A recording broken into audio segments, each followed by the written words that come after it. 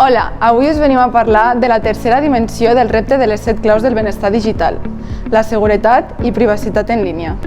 Tenir cura de la teva seguretat i privacitat digital t'ajuda a protegir la teva informació personal en línia. És important prendre mesures proactives, com utilitzar i actualitzar contrasenyes segures, activar l'autentificació de 2 factors i ajustar la configuració de privacitat.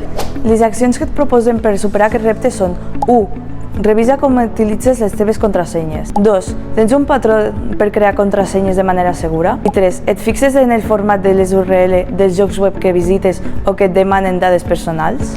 Demana la tarja de participació a la recepció de la universitat i posa't a prova. Supera el repte de les 7 claus del benestar digital.